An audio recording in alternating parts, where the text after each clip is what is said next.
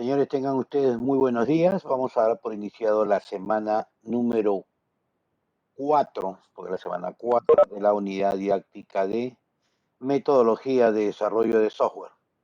Como ya es costumbre, vamos a comenzar pasando lista. Comiencen. Ya ese tardón que de frente viene a pasar lista.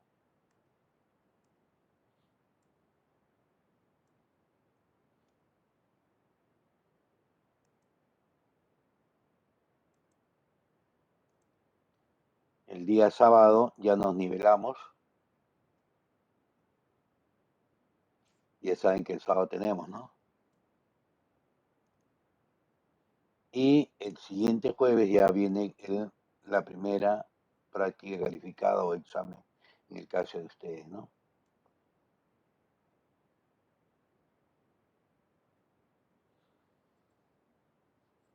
Hoy ya vamos a ver la segunda parte de ingeniería de software. Esta parte ya es un poquito más suave, conocida, porque ya lo hemos visto tanto en análisis como en diseño.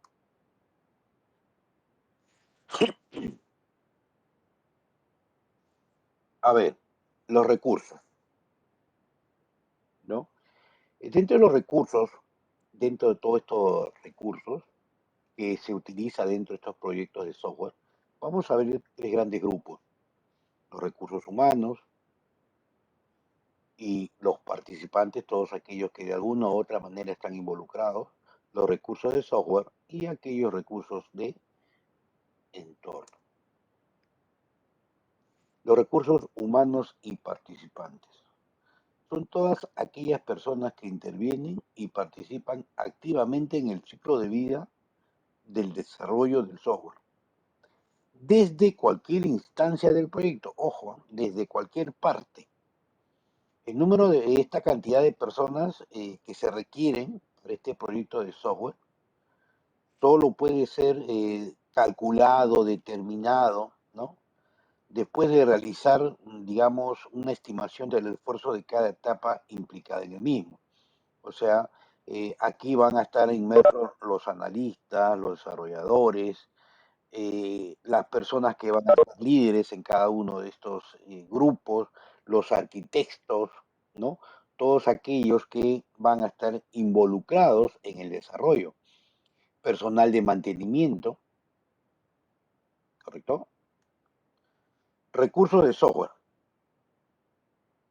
Bueno, si acá nos dice nuevamente, son aquellos componentes de un software que son usados en otras aplicaciones de la misma índole, ya sea para reducir costos o tiempo, ¿no? ¿Quiénes están inmersos aquí?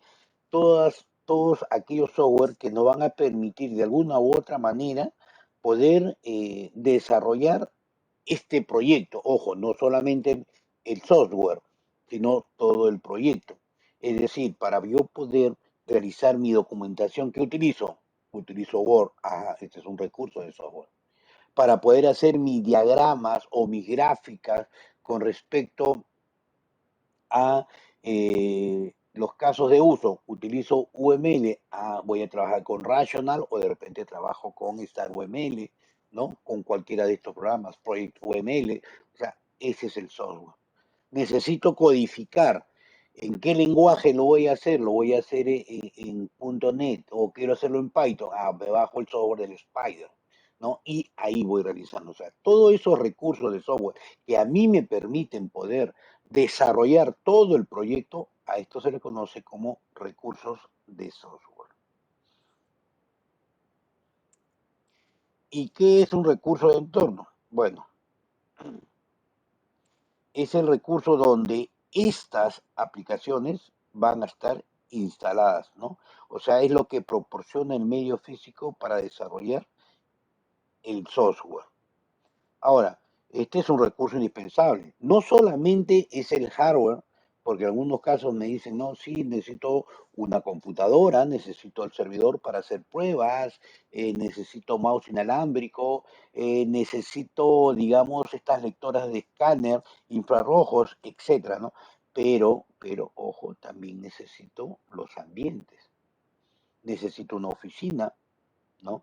Cuando hablamos de proyectos grandes, pues no una oficina para hacer reuniones, una oficina donde van a estar todo el resto de los equipos, etcétera, etcétera. ¿Correcto? A esto se le conoce como recursos de entorno. Ah, me olvidé preguntar, ¿qué tal se me escucha? ¿Está bien o muy alto, muy bajo? ¿Está saturado la voz?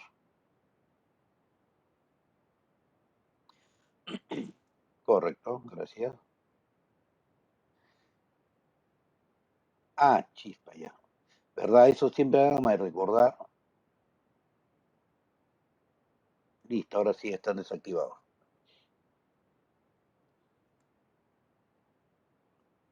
Listo, correcto. No, pero a mí pues sí se escucha, profe, pero se escucha bajito, ¿no? Está en óptimas condiciones. Listo. Ahora vamos a ver el ciclo de vida de un proyecto de software. Así como nosotros hablamos del ciclo de vida del ser humano, nace, crece, ¿no? Se reproduce y muere, también el ciclo de vida de un proyecto de sistema está dividido en varias etapas, varias partes, ¿no? Y cada una de estas va a describir las actividades que se deben realizar, ¿no? Para, obviamente, obtener este producto en concreto, ¿no? Es decir, yo tengo la parte A, tengo la parte B, tengo la parte C, y cada uno de ellos para poder realizarlo, tengo que realizar una serie de actividades, ¿no? Y llegar a buen término. Recopilación de los requerimientos. En esta primera etapa, porque esta es la primera, se realiza una recopilación y o encuesta con el cliente,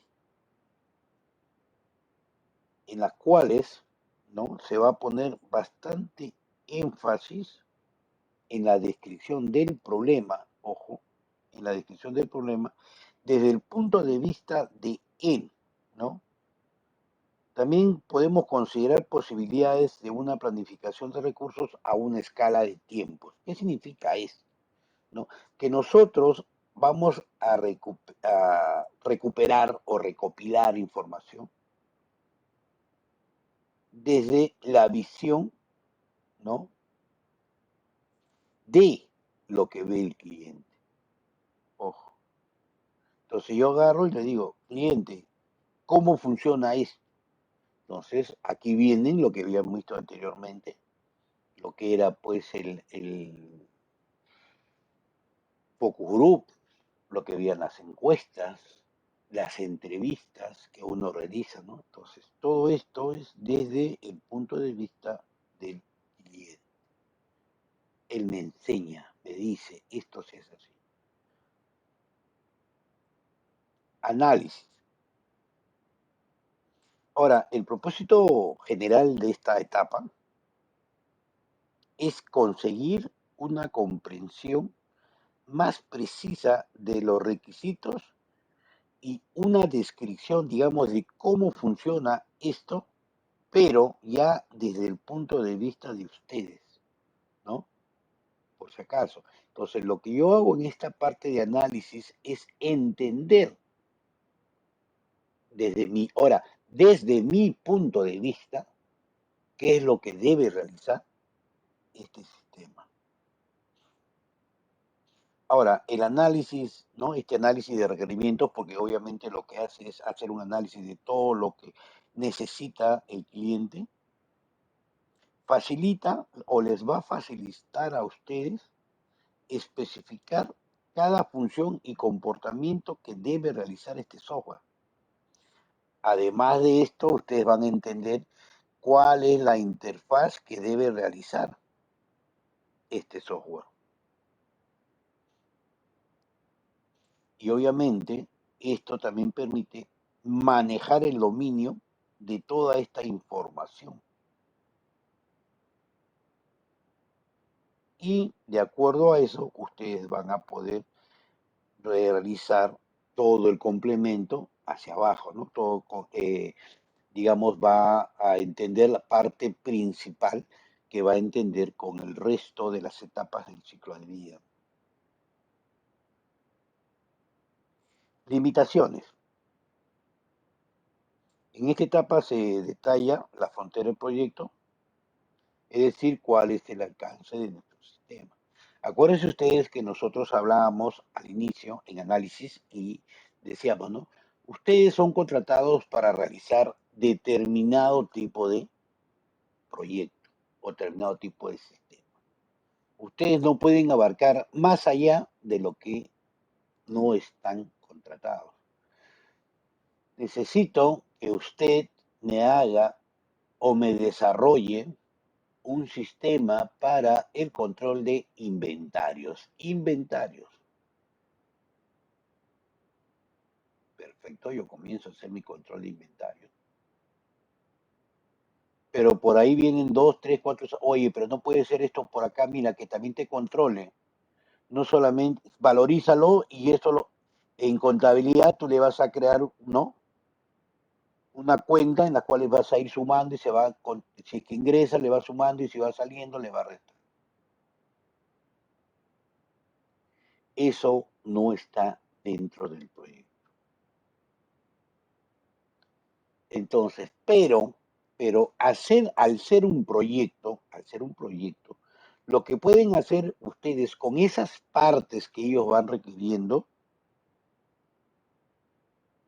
esto lo pueden ir ustedes almacenando como solicitudes para la etapa del mantenimiento, que ya después vamos a ver, ¿no?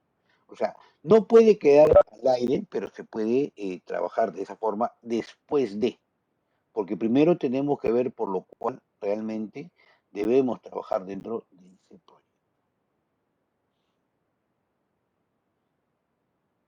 ¿no? Especificaciones.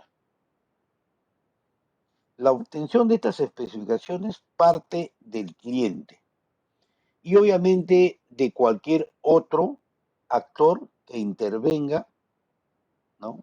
Dentro de este software. Este es un proceso humano, este es un proceso de personas y es muy interactivo e iterativo, ¿no? Eh, Normalmente en esta parte, ¿qué hacemos? Vamos capturando nosotros la información, la realizamos, la analizamos, perdón, y después de eso, ¿qué hacemos? Se la mostramos al cliente. Él me dice por intermedio o el grupo de personas me permite a mí poder obtener información desde su punto de vista. Yo analizo, saco mis conclusiones, los vuelvo a llamar y digo, yo he entendido que esto es así. Ellos me dicen, no, usted se ha equivocado, esto debe ser así, así, y entonces se va puliendo. Por eso se llama iterativo, ¿no? E-iterativo. Entonces yo y de alguna u otra manera con ellos hablo y dos, tres, cuatro reuniones tengo respecto a lo mismo y voy puliendo al final. ¿Por qué? Porque muchas veces ya hemos visto el cliente, eh, la forma de explicar, la forma de pronunciar o decir, de repente no tienen esas cualidades o calidades para expresar desde el punto de vista del sistema. Y nosotros lo podemos entender desde también nuestro punto de vista. Y lo que hacemos es analizar esa parte, sacar digamos, eh, una conclusión, digamos, ¿no? Vamos a ver, vamos a llamarlo así, usar ese término, sacamos una conclusión, lo llamamos y le decimos, de acuerdo a lo que nosotros hemos recopilado la información que ustedes nos han brindado, esto es el resultado. ¿Estamos de acuerdo? No. No, esto no es así, dirá uno, el otro dirá también esto hay que modificar. Y volvemos a hacer una recopilación y lo que hacemos es empezar a refinar, a pulir, ¿no? Todo este tema y corregir si es necesario, ¿no? Ahora, ustedes como analistas siempre tienen que llegar a conocer el problema a resolver y deben dominarlo, conocerlo, ¿no? Completamente. Esa es la función de ustedes, conocer completamente cómo realmente funciona este sistema, ¿no?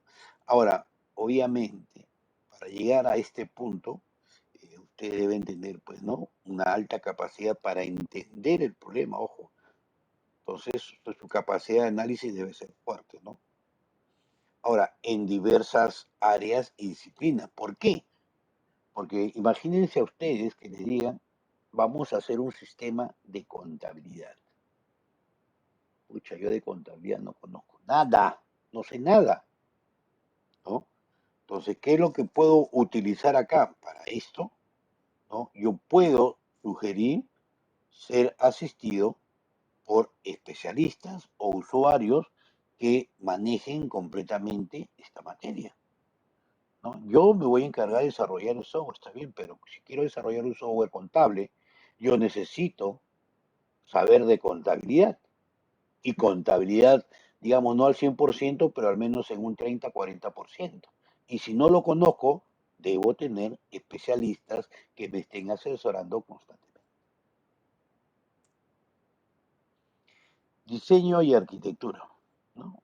Una vez que hemos realizado esta etapa de análisis y de las especificaciones, lo que debemos hacer es modelar el sistema, ¿no? Y aquí comenzamos con la etapa del modelamiento. Y obviamente vamos a definir su estructura, ¿no?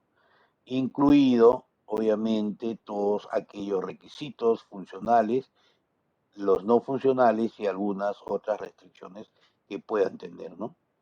Con toda esta información que nosotros hemos recopilado en los puntos anteriores,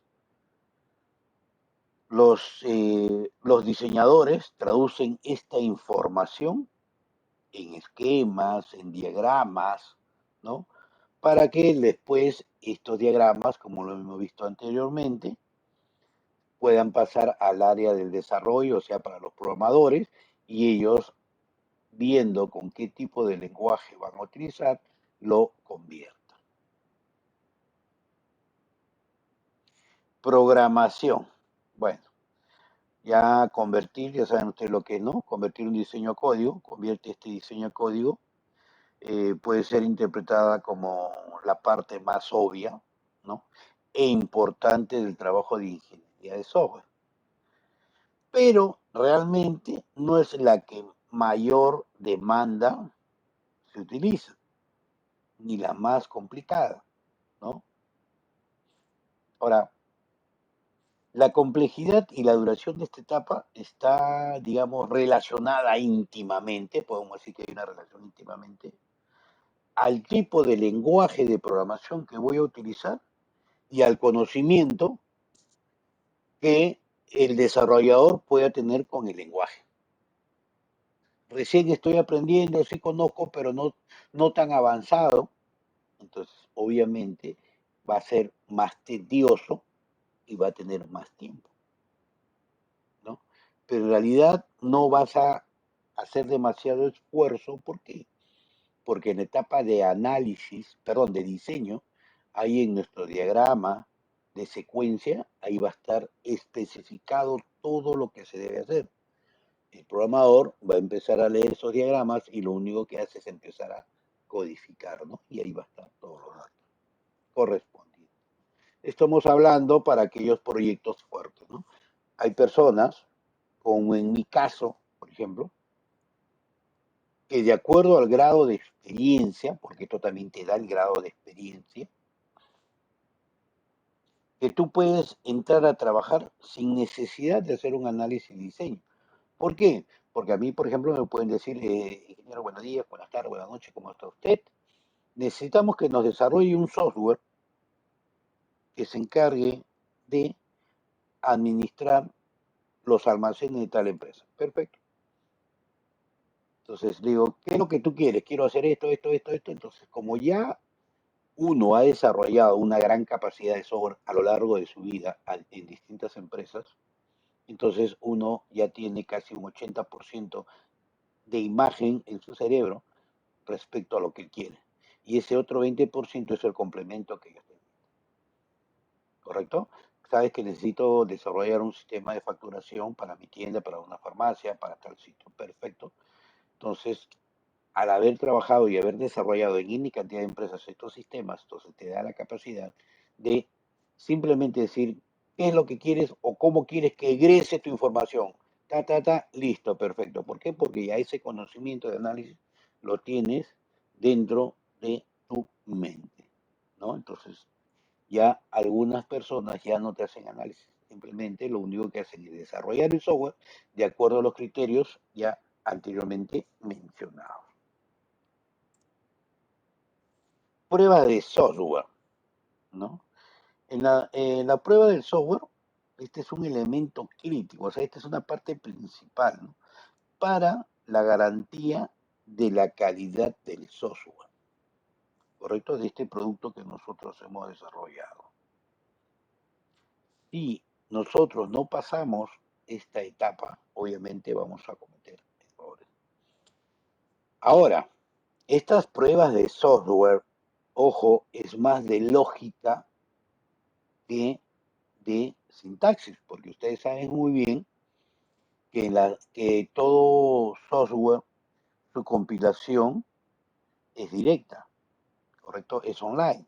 Ni bien ustedes van escribiendo, automáticamente le va saliendo una línea roja, una línea azul, una línea verde, en las cuales les va comunicando que la sintaxis que ustedes están, o la sentencia que ustedes están escribiendo, está mal, ¿correcto? Aquí lo que vamos a ver en esta etapa de pruebas es que realmente vamos a probar si está funcionando o no el software. Vamos a verificar la iteración que tienen entre los distintos componentes que puede existir dentro del software, ¿no? Verificamos que los requisitos que se han implementado realmente estén trabajando de acuerdo a lo solicitado, ¿no? Y debemos, de alguna otra manera, identificar y asegurar que todos estos defectos se hayan corregido antes de poder entregar este software a nuestro cliente, ¿no? Y obviamente tenemos que diseñar pruebas sistemáticamente que saquen a la luz diferentes clases de errores, ¿no?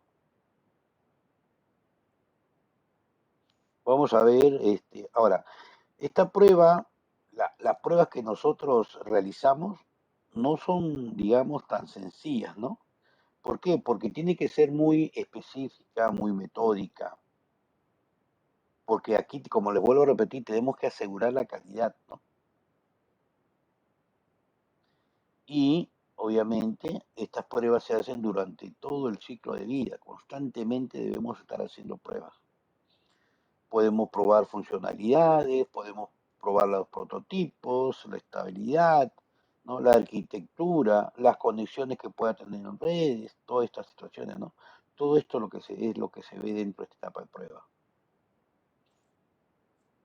Ahora, como vuelvo a repetir, esta prueba se enfoca sobre la lógica, ¿no? Obviamente la lógica interna del software, ¿no? Y qué funciones externas están realizando. A ver, para poder conocer exactamente qué errores pueden existir, tenemos distintos tipos de pruebas. La primera son las pruebas de unidad, ¿no? Estas pruebas realmente lo que hacen es centrarse en el módulo. A ver, ¿qué significa esto?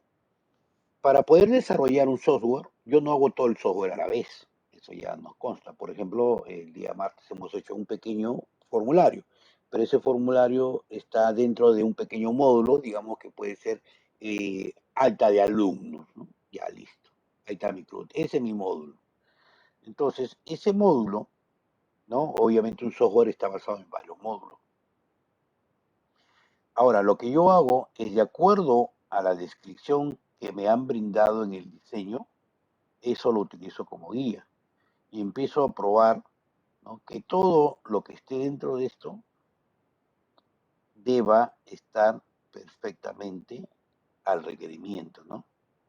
A esto, a este tipo de pruebas, de acuerdo a mi guía, se le conoce como una técnica de prueba de caja blanca. Es decir, yo sí conozco qué es lo que debe hacer y cómo debe hacerse, para que realmente el resultado sea lo especificado para el usuario.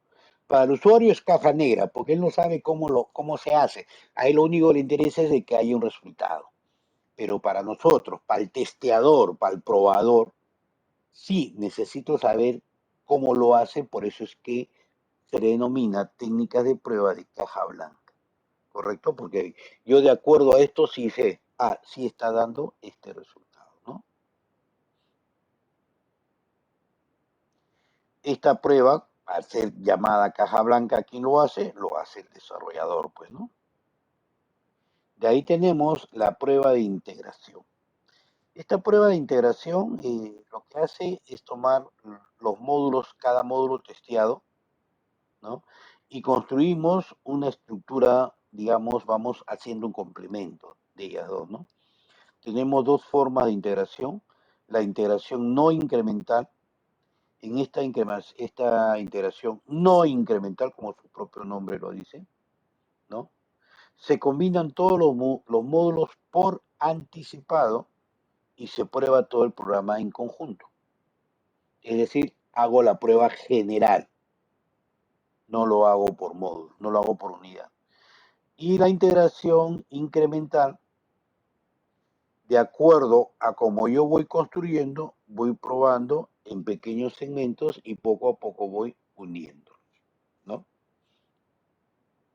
Así como hemos venido trabajando, ¿se acuerdan? Primero hicimos el ADD, después ya con el pasar del tiempo hicimos el edit, después viene el delete o el delete y vamos trabajando, ¿no? O sea, poco a poco. De ahí tenemos prueba del sistema. En esta prueba del sistema se verifica que cada elemento encaje de forma adecuada. Es como un rompecabezas, pues. Entonces, cada módulo debe integrarse correctamente y no puede haber fallas. Y esta es una de las cosas importantes cuando se trabaja en equipo. Nosotros podemos subdividir el proyecto, es decir, ustedes se van a hacer cargo del módulo de estudiantes, ustedes del módulo de docentes, ustedes del módulo de notas, ustedes del módulo de asistencia. Una vez que se han terminado, cuando nosotros juntemos todos esos módulos en un solo software general, no pueden haber errores de que esta variable no concuerda con la tuya. Mira que hay errores de conectividad porque tú envías y le estás enviando por otro lado, entonces tiene que haber este tipo de cosas de coordinación, ¿no? Por eso es que hablamos de que verifica, ¿no?, que cada elemento debe encajar de forma adecuada y que obviamente esto debe alcanzar la funcionalidad y el rendimiento por el cual, perdón, ha sido desarrollado, ¿no? Ahora, estas pruebas están constituidas por una serie de pruebas diferentes. Bueno, que el propósito obviamente de esto es saber que realmente funciona o no funciona, ¿no?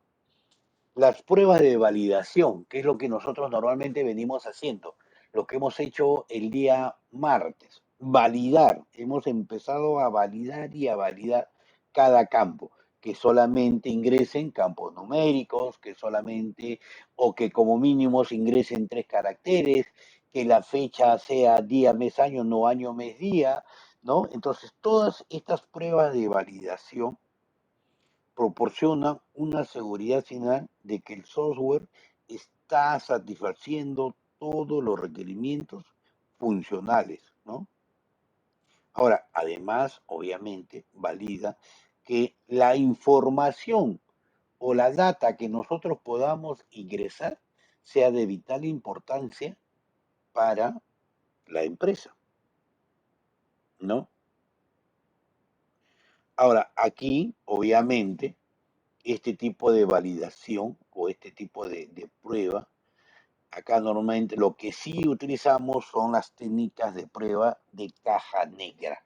Es decir, a mí lo único que me interesa es que si yo ingreso números, solamente acepte números, ¿no? Acá es desde el punto de vista, digamos, como usuario. Nosotros nos colocamos como usuarios y nosotros vamos a colocar cualquier cosa y obviamente el sistema debe responder a estas restricciones, ¿no?, o funcionalidades por las cuales han sido construido este software.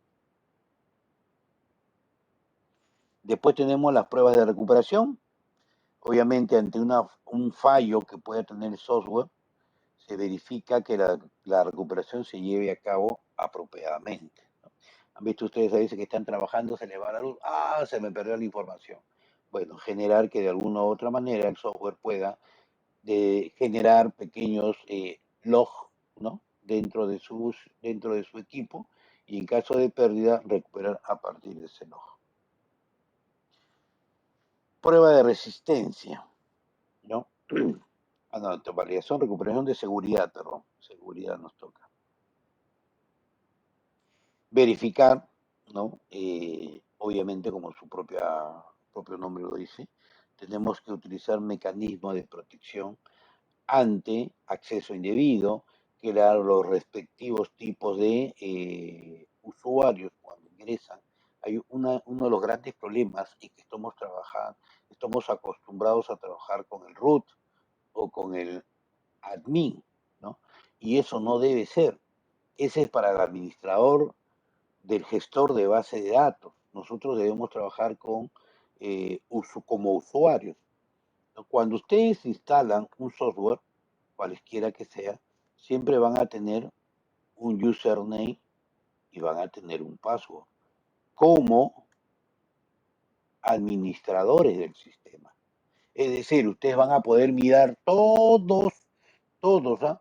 Las bases de datos, van a poder incrementar, modificar, porque ustedes son el root, ustedes son lo máximo, ¿no? Ustedes son, ahí son los saiyajines de la base de datos, no son los caballeros del zodiaco, no van a ser rango y medio, bueno, van a ser ustedes los especialistas, ¿correcto?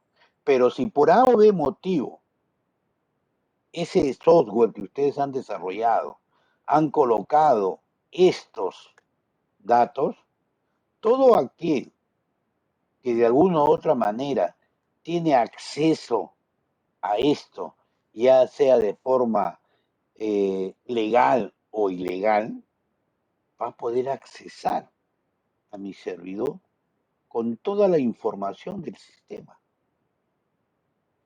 de todo el sistema. O sea, yo estoy desarrollando un proyecto para un determinado rubro, pero obviamente ya tengo software o tengo proyectos de otros rubros, ¿no? Estoy desarrollando facturación, pero ya tengo contabilidad, ya tengo marketing, ya tengo costos, ya tengo producción, ya tengo inventarios.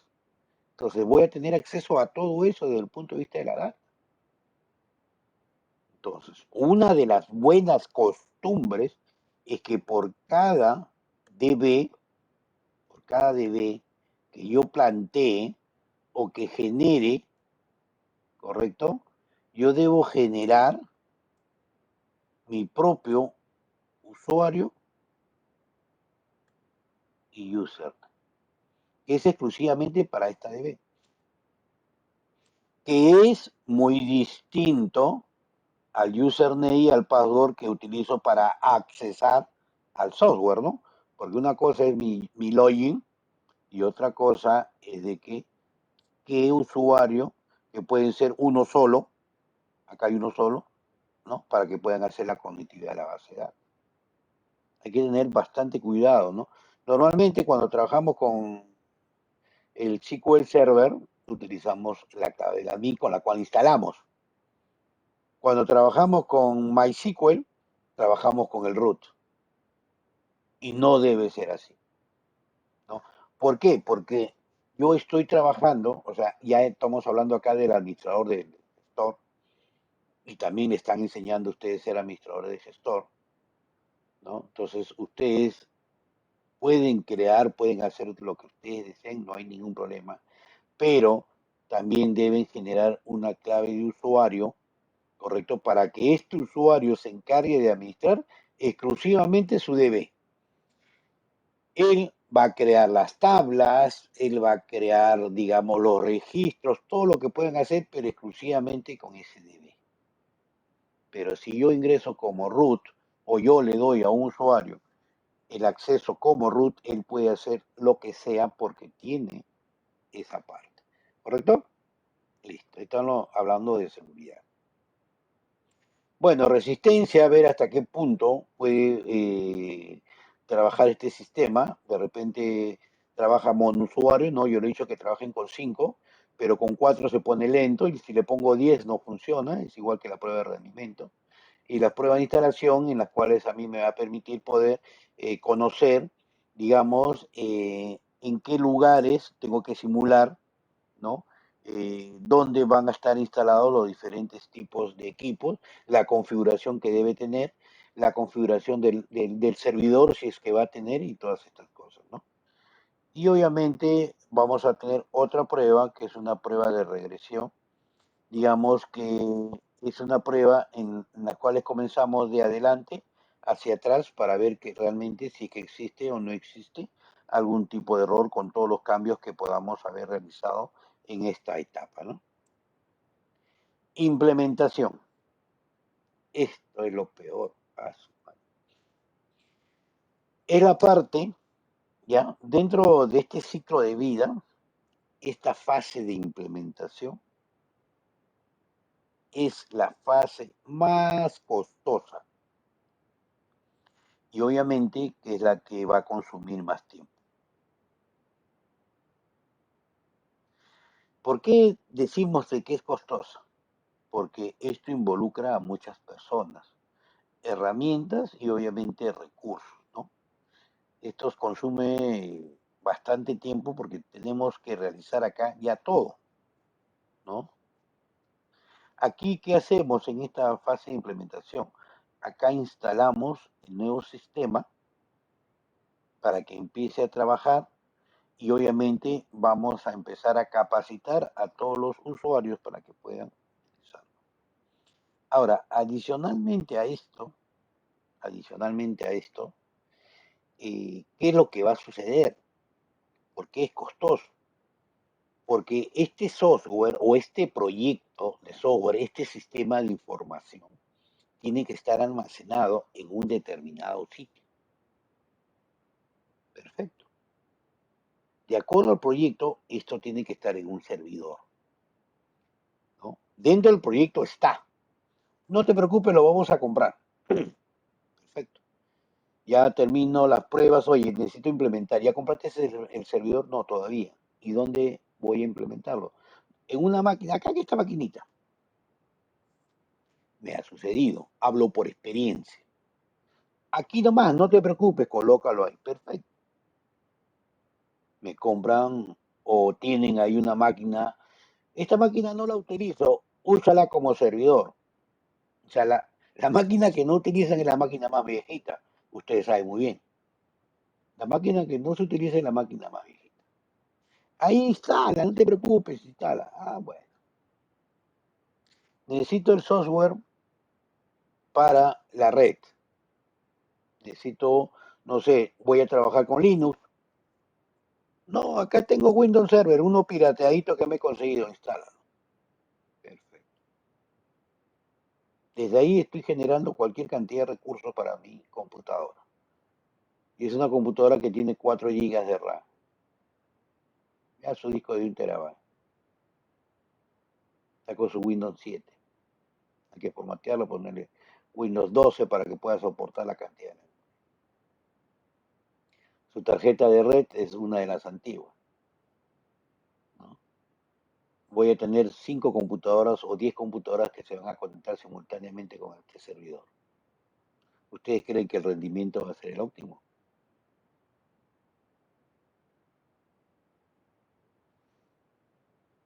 Claro, exactamente, ¿no? O sea, ese es el servidor, tiene que ser, o sea, por eso se le llama servidor, ¿no?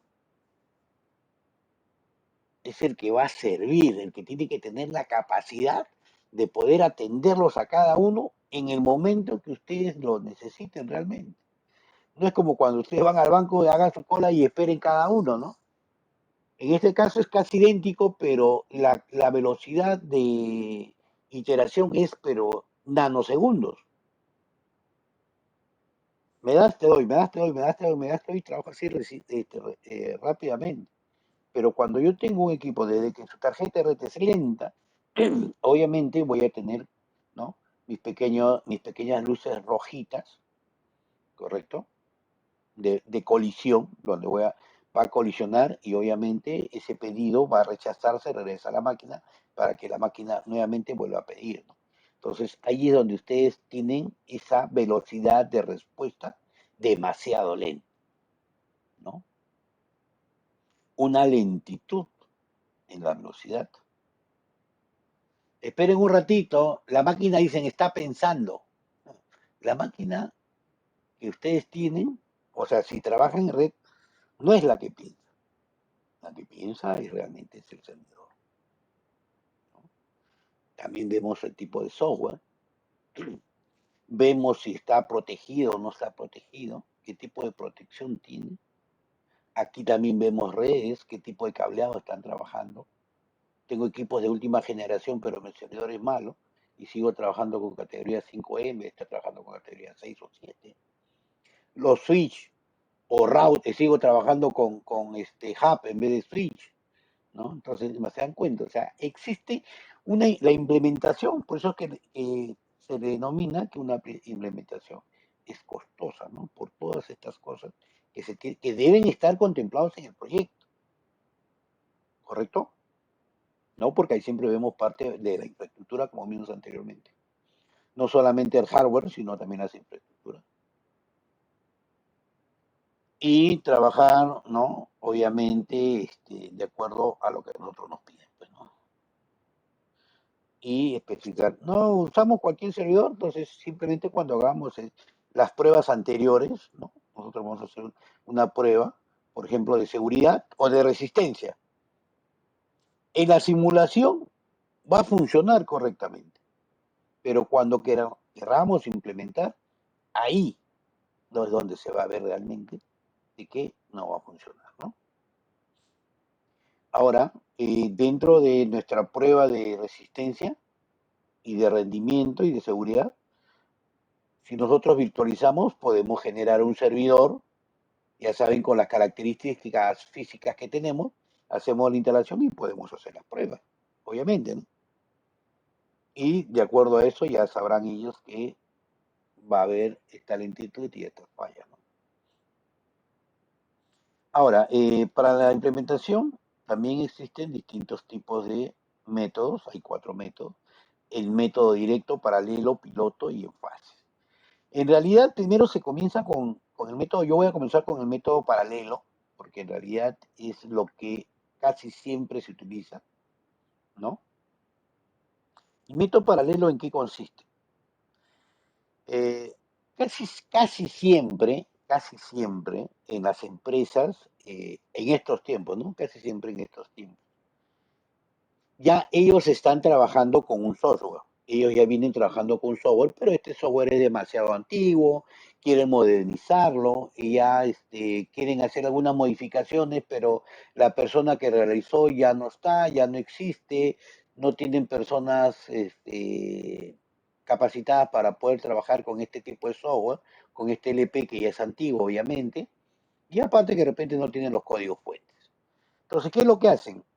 Desarrollan otro software, obviamente con nuevas versiones, ¿no? Nueva lógica, etcétera, etcétera. Entonces, ¿en qué consiste este método paralelo? ¿No? Es que estos dos sistemas deban trabajar juntos. Es decir, claro que aquí va a haber mucho más esfuerzo por parte del usuario, ¿no? Y estos trabajan juntos ¿para qué? Para saber si realmente el software que nosotros hemos desarrollado es confiable, ¿no? En este método no hay casi nada de riesgo. Si nuestro sistema falla, obviamente la organización o la empresa va a seguir trabajando con el anterior, ¿no? No va a tener ningún tipo de problema. Pero esto puede representar un alto costo digamos, al contar con otro personal, ¿no? Y equipos para poder trabajar estos dos sistemas, como dije anteriormente, ¿no? Ahora, si existen errores, nosotros como desarrolladores debemos asumir eso, ¿no? Estos softwares se trabajan paralelamente, como les digo, y se trabajan pues a veces 15 días, un mes, 2 meses, y se van viendo los resultados. Si los resultados son idénticos o mucho mejores de acuerdo a lo que nosotros hemos desarrollado, entonces automáticamente este software antiguo va siendo, se tiene que desaparecer, ¿no? Simplemente se levanta la información, se guarda y ya está. El método directo. Este método directo, esto sí, tiene un grado de riesgo muy fuerte, ¿correcto? ¿Por qué? Porque de frente se instala el nuevo sistema y el antiguo se desaparece, ¿no? Obviamente que, como les vuelvo a repetir, acá el riesgo es fuerte porque ¿qué sucede si este sistema nosotros empezamos a cargar o los usuarios empiezan a cargar la data y no tiene todos los resultados esperados, ¿no? Entonces, ¿cómo hago? Entonces, volver al sistema anterior, imagínense con toda la información que ha sido eh, introducida, lo puede hacer el nuevo sistema, pero habría que volverlo a instalar, bajar la información, volver a introducir la información que se hizo por 2 o 3 meses, imagínense, ¿no? El costo es demasiado alto. Ahora, cuando son nuevos sistemas, no hay ningún problema, ¿no? Los errores no son tan grandes, es decir, no había un software anterior. Entonces se instalan y los riesgos en ese lado no tienen ningún tipo de problema. Bueno, acá tenemos los pilotos, ¿no?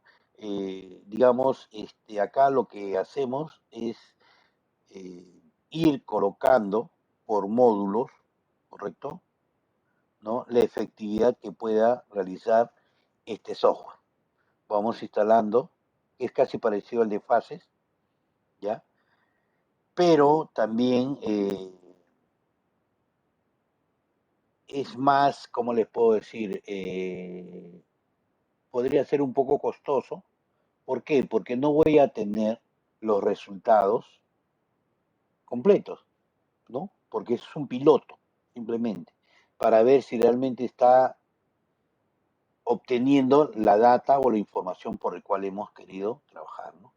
Y la otra, que es método por fase, aquí sí también es igualito, es como les decía anteriormente, primero vamos a desarrollar la parte de alumnos, ¿correcto? Después de un periodo de tiempo se instala lo que son docentes porque vamos a ir acabando y cada uno se va incrementando.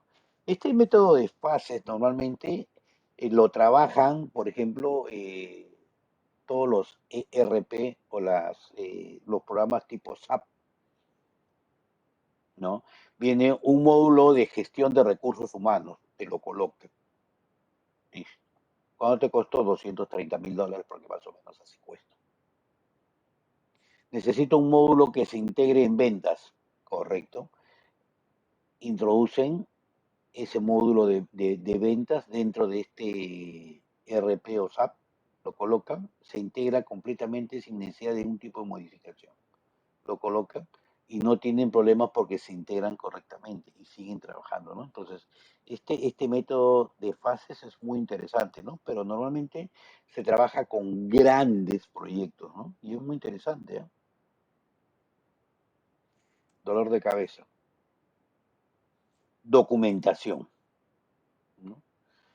Obviamente que todo proyecto debe estar documentado, ¿no?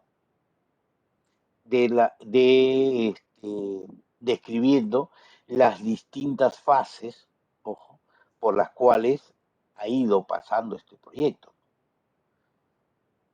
La fase de análisis, la fase de diseño, nuestro diccionario de datos, especificar nuestros requerimientos, los errores que pueden haber tenido en las pruebas de software, las correcciones que se hacen, ¿no? Entonces, todo esto queda grabado en esta documentación. ¿Por qué se hace esto? ¿No? Como dice acá, con el propósito de eventuales correcciones, utilización, mantenimiento futuro y ampliaciones al sistema. Aparte de esto, ¿no? Y obviamente que casi el 90% de lo que yo les digo es por base a la experiencia. ¿Qué sucede? tuve la oportunidad de ir a trabajar a distintas, a N cantidad de empresas. En una de las empresas donde fui a trabajar a desarrollar un software, bueno, no a desarrollar, sino darle mantenimiento al software, me dicen, oye, hay que realizar este software. Perfecto, ¿dónde está su manual? Manual. Manuel, no, manual, le digo. No, no, no hay. Entonces, para comenzar tienes que entrar a la estructura de la data. Y dentro de la estructura de la data, tú tienes tus tablas y dentro de tus tablas tienes una cierta cantidad de campos. Pero cada campo, qué es lo que hace, qué guarda y por qué lo guarda, no lo sabemos. Para eso existe el diccionario de datos. Eso deben haberlo visto ustedes en base de datos. Entonces, el diccionario de datos es el que se encarga de decirme, esta tabla de alumnos se va a almacenar todos los datos referentes a un alumno. Campo, tal campo, tal campo. Algunos le ponen campo SWE, campo flag, campo no sé qué, ¿no? Entonces, ¿qué indica ese campo? Entonces ahí se especifica, ¿no? Este campo se utiliza para poder diferenciar el nivel de cada alumno, donde uno hace tal cosa, dos hace tal cosa, tres tal cosa. Entonces, te va especificando y tú vas teniendo conocimiento de qué es lo que es.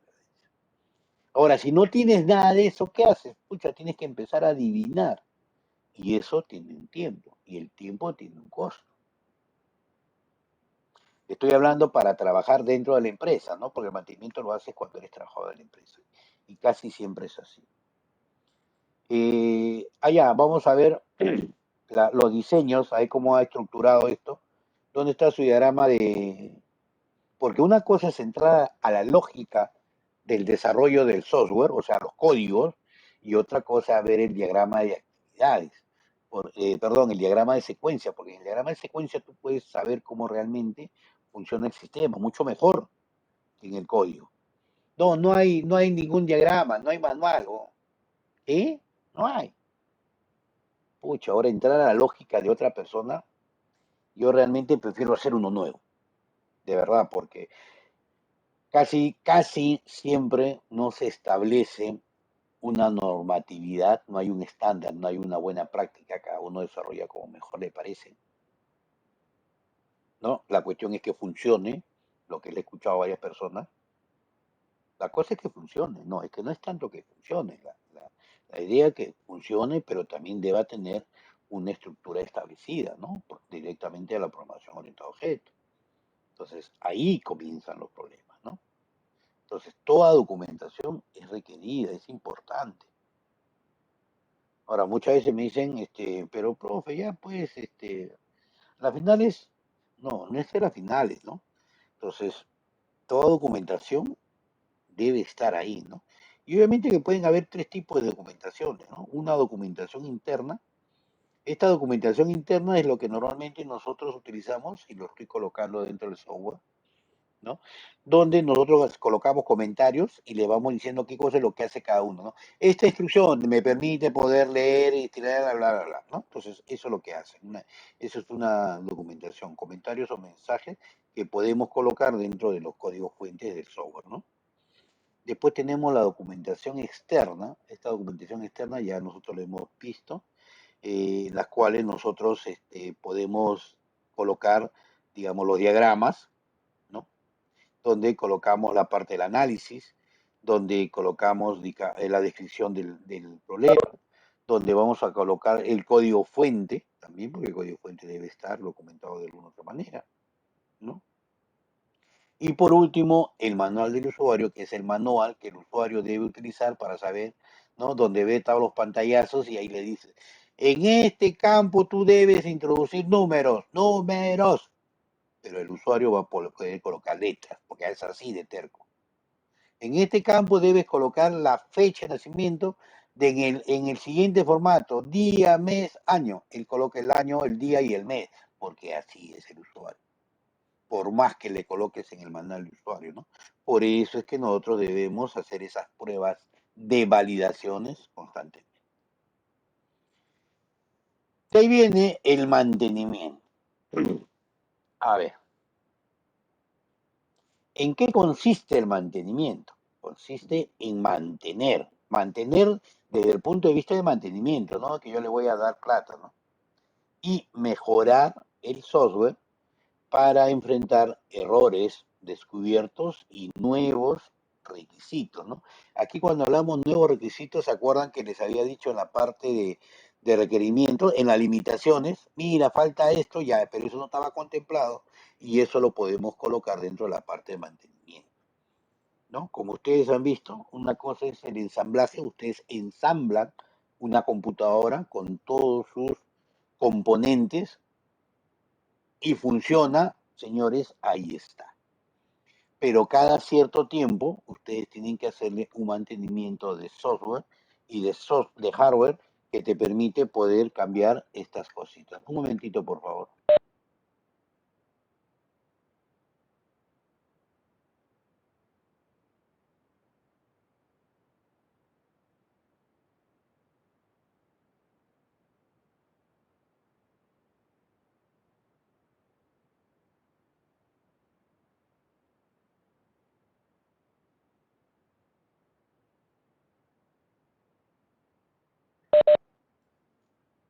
Hola, hola,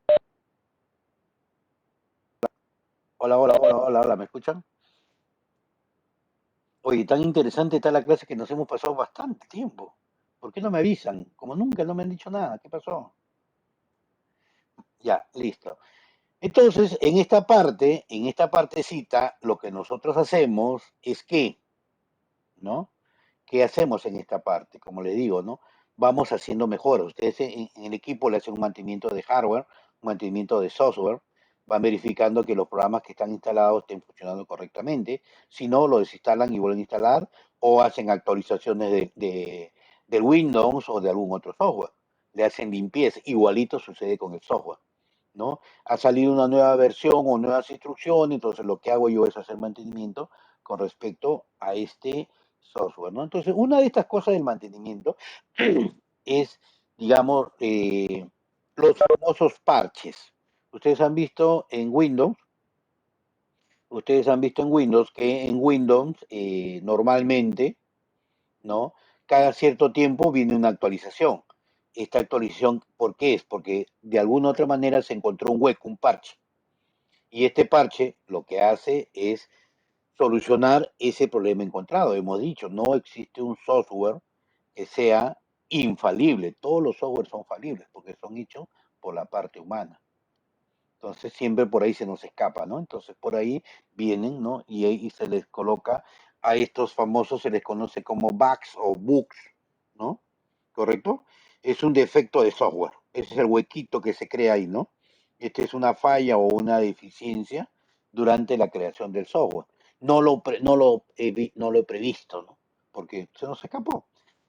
Pero más adelante con el tiempo encontramos esa pequeña falla y lo que hacemos es repararlo y obviamente lanzamos una nueva versión, ¿no? Un nuevo release, como le llamamos, ¿no? Y vamos a actualizar la versión 3.10.25. Correcto. Y obviamente todo eso también tiene que ir documentándose y así sucesivamente. ¿Correcto? Listo. ¿Preguntas hasta acá? Y una, profe, todo Dime. rey. Ah, ya, yo te escuché una, profe. Listo, señores. Creo que está fácil porque más que todo es cosa que ya lo hemos hecho, lo hemos pasado, lo hemos vivido. Y también lo estamos viviendo ahora que estamos desarrollando el software, este aplicativo, ¿no? Ya yo eso lo voy a terminar. Este es recontra fácil, de verdad, Sebastián, de verdad que está muy fácil, ¿no? Está muy easy. Y no se olviden, ¿no?